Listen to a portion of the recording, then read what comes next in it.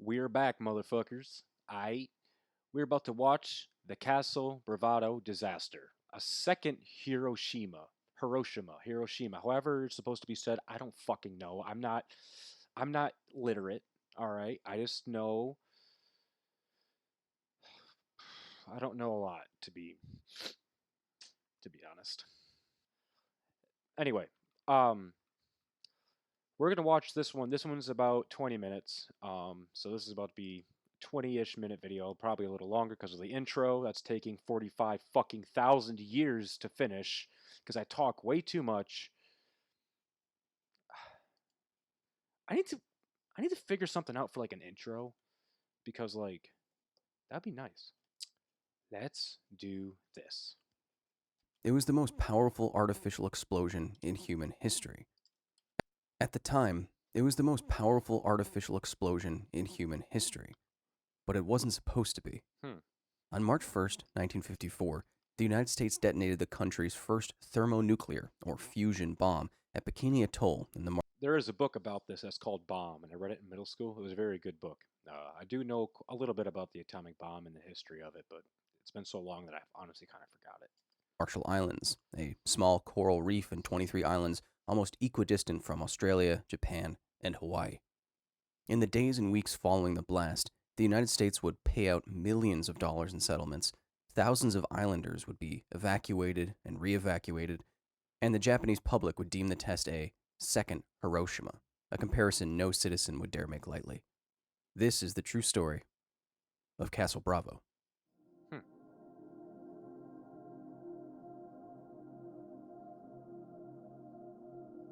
The Castle Bravo device sat silently and sun-kissed in the morning of March 1st. It was housed in an ugly concrete bunker constructed on an artificial island on a beautiful reef off Namu Island in Bikini Atoll. An array of parallel vacuum tubes ran from the bunker to a data bunker 2.2 kilometers away, ready to measure various variables. Numerous towers with mirrors rose up out of the man-placed sand at different distances, ready to reflect the first few milliseconds of the explosion's light to ultra-fast and very distant cameras before the towers themselves were vaporized in what was to follow. Within 1 second of the explosion, the fireball of the US's first fusion bomb was almost 5 miles wide and hotter than the sun. Almost just as quickly, the civilians, scientists, and military personnel in attendance knew that something was unspeakably wrong. Within 1 minute, the mushroom cloud was higher than most commercial planes fly. In under 10 minutes, the results of the explosion would be 100 kilometers wide.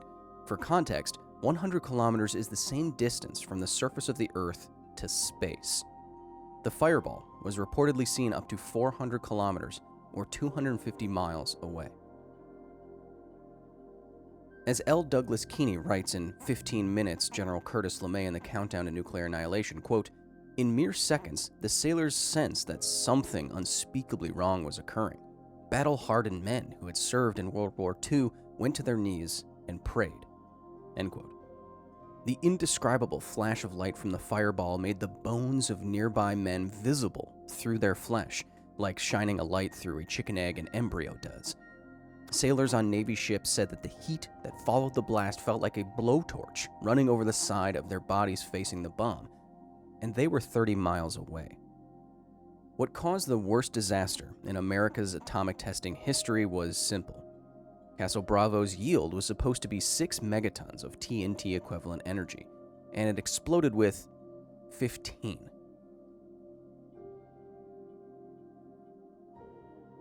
The Castle Bravo device was housed in an unassuming metal cylinder that weighed 23,500 pounds and was about as wide in diameter as most people are tall.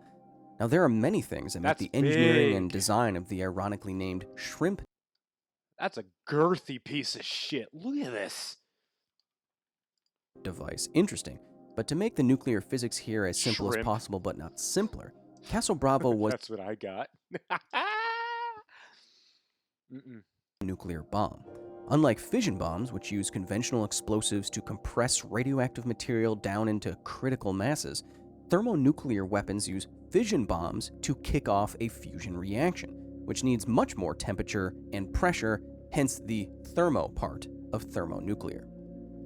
Very basically, a thermonuclear weapon works by chaining together increasingly destructive stages. The first stage is the primary, a fission bomb like was detonated above Hiroshima. That bomb is engineered to release its obscene amount of energy into the interstage, where expanding hot gases, plasma, radiation, and neutrons are directed via the casing's geometry and material engineering at the secondary, a reservoir of fusion fuel. Now, bombarded by neutrons, incredible heat, and a pressure 1,000 times that at the center of the Earth, this fuel undergoes fusion, a process that can release many times more annihilating energy per kilogram than fission does. This, in essence, is how all thermonuclear weapons operate, and in theory, a secondary stage could be used to ignite a third or tertiary stage of fusion and beyond. It is speculated that this is how Russian scientists ignited the largest bomb ever detonated, the so-called Tsar Bomba, an explosion so unimaginably immense that measurements at the time showed the resulting shockwave circled the planet 3 times. What? Fusion is ferocious. The Castle Bravo device used a solid fusion fuel called lithium deuteride, an isotope of the element lithium with 6 neutrons bonded with an isotope of hydrogen with a single neutron, or deuterium. The enriched lithium used in the bomb was 40% lithium-6, which, when bombarded by neutrons from something like a fission reaction, completes an exothermic reaction to form the radioactive sort of hydrogen with 2 neutrons, known as tritium. Inside the hell that is a nuclear explosion, tritium and deuterium fuse. Is this shit chemistry? Because I don't know. Deuterium fuse to produce helium, a neutron, and a relatively large amount of free energy, the energy that makes a bomb a bomb. Lithium-6 deuteride is the primary fuel in thermonuclear weapons, and in the Castle Bravo device, it was also the fuel for the critical miscalculation. It was assumed that the enriched lithium-6 would be the only source of the bomb's energy, and that the 60% of the fuel that was lithium-7 would be inert, that it wouldn't react at all. And then it did. Acceptable. The day All before out. Bikini Atoll gained a crater, the salty ocean wind was blowing, as expected, to the north. Nobody was north. In the early morning hours of March 1st, 1954, however, the wind unexpectedly and dramatically shifted to the east, over an area where a small but very present population of islanders lived. In the declassified film Operation Castle, the task force commander Major General Percy Clarkson indicated on a diagram that the wind shift was still in the range of, quote, acceptable fallout. When the Castle Bravo casing, bunker, and artificial island became a blinding ball of plasma, it created a crater 2,000 meters wide and over 75 meters or 250 feet deep. What was inside that crater just milliseconds before was coral reef and sand, and now pulverized coral, radioactive and falling like ash, was being carried on an unexpected wind toward an unexpecting people. 20,000 people resided in the path of possible fallout, and the residents of the Rongelap and Utterick atolls were hit the hardest. They would soon feel the effects of radiation sickness, but they wouldn't be evacuated for a full 48 hours. Every effort was made to assure the comfort and well-being of the natives. Radiation survey teams will be flown back to the atolls, in which time soil and water samples will be taken. Data obtained from evaluation of these samples will be very valuable in the Gabriel studies. It would be 3 years before the former residents of Rongelap were allowed to return by the United States' Atomic Energy Commission. When the islanders began to put the pieces of their life back together, Bro, I would hate to be kicked out of my own fucking home that I grew up in because of the government. I would be pissed. Motherfucker, I'd stay. I want 3 arms. That'd be cool. though, the fish were making them sick, and the crops were either gone or again sickening. There was cesium-137 in the coconut milk. The 82 residents allowed to return had to be re-evacuated. By 1963, 9 years after the bomb, according to secretive medical studies, the natives of the larger Marshall Islands were developing thyroid tumors. When Bravo detonated, 29 children eventually encountered fallout, and 20 of them developed tumors.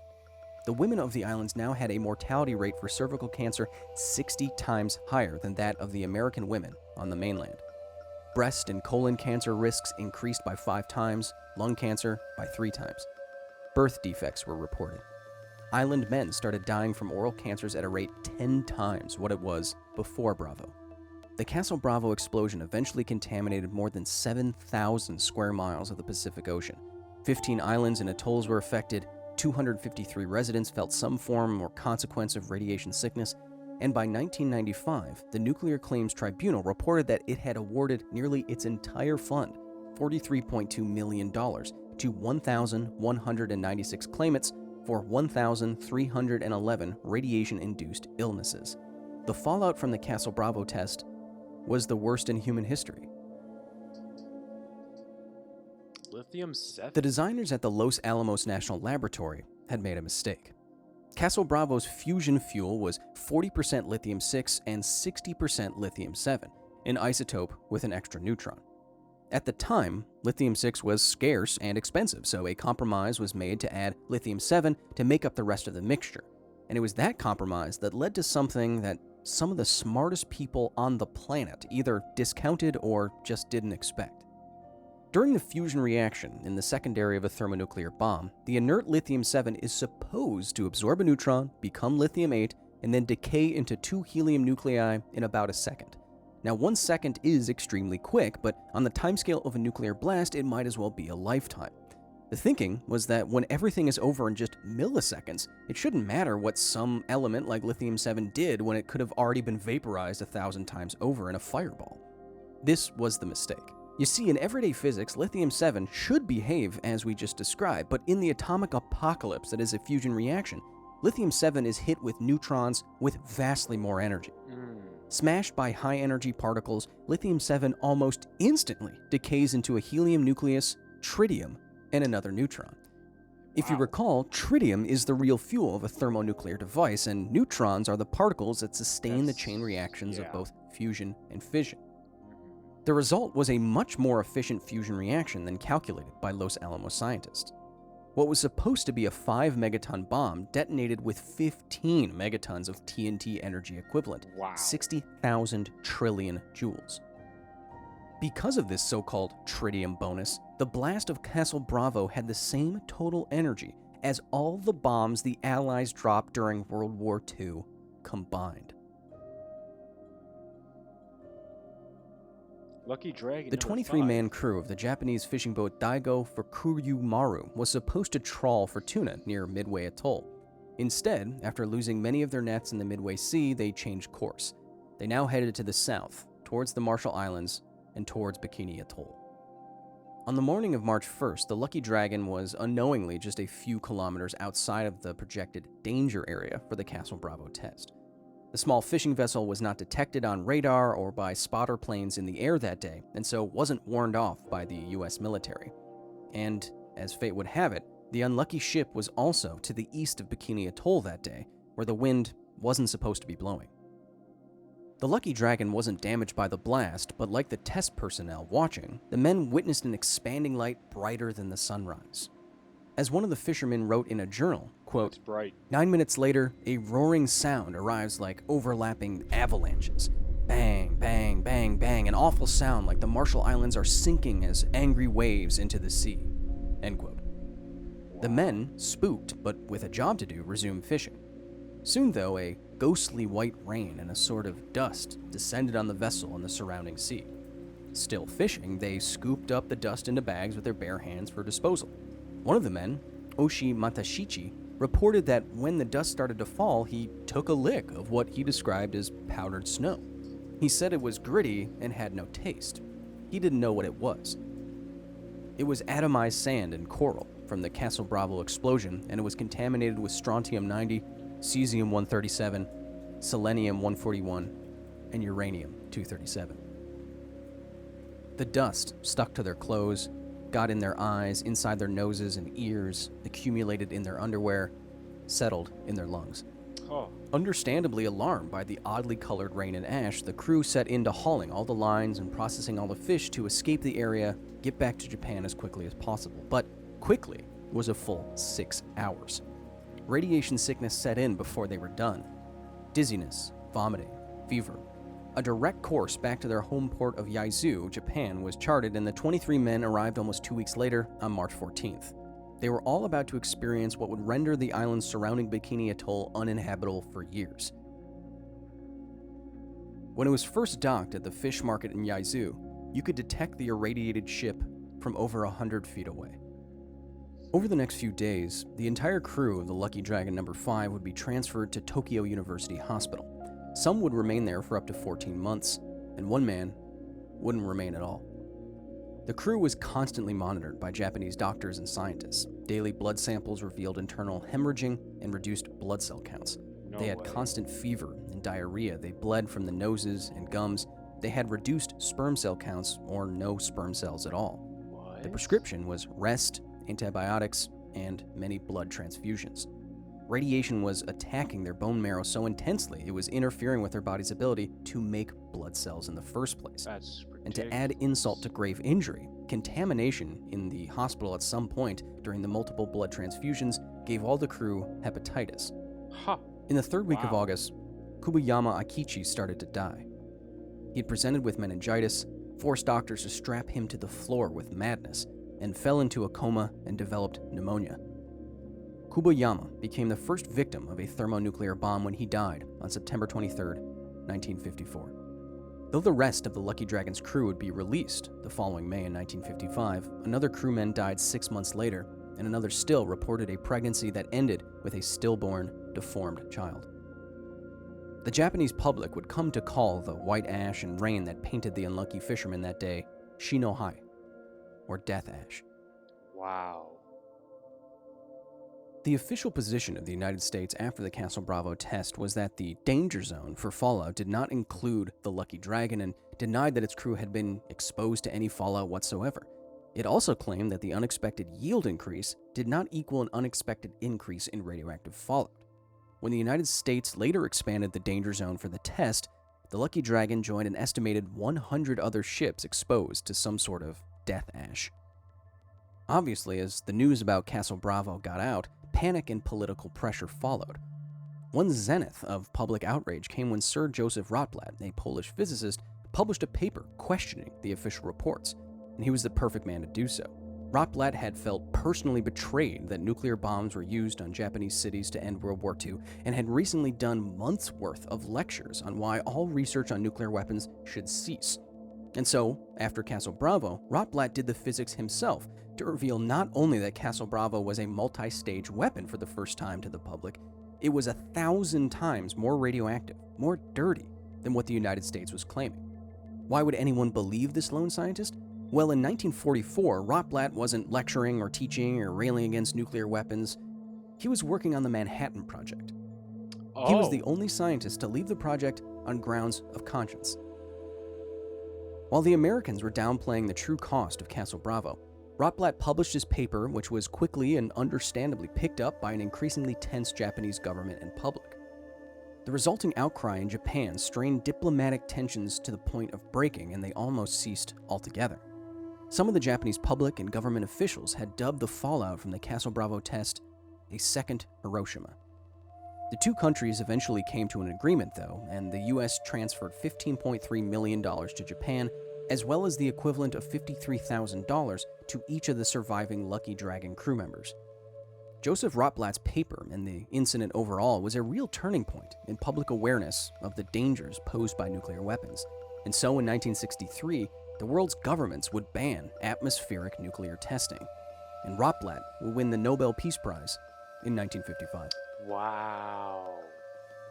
The Castle Bravo test was about 1,000 times more powerful than each of the atomic bombs that were dropped on Hiroshima and Nagasaki, and is the fifth largest nuclear explosion in history. International furor over a simple mischaracterization of lithium meant that the US was forced to reveal that it had the ability to make deliverable thermonuclear weapons, and more importantly, it had to reveal that information to Cold War adversary Soviet Russia. The test was supposed to be a secret. The gaseous fallout from Bravo eventually spread as far as Australia, India, Japan, the United States, and parts of Europe. But not everything that happened as a result of Castle Bravo was so bleak. The radioactivity of Bikini Atoll is a favorite theory of the origin of the mega-popular cartoon SpongeBob SquarePants. What? And gazing at a crater while flying over Bikini Atoll in 1954 Film producer Tomoyuki Tanaka would go on to create a film to really capture Japanese fears of nuclear annihilation. It was a monster movie that opened with a fishing vessel Godzilla? encountering radiation. And that film was the original Godzilla. And if you want to see history for yourself, the Lucky Dragon was deemed safe for public viewing in 1976 and is currently on display in its own museum in Tokyo. It was this ship, barely 100 feet long, that was the catalyst for worldwide calls to ban atomic weapons testing and made Fallout a word that everyone now knows and fears. Until next time.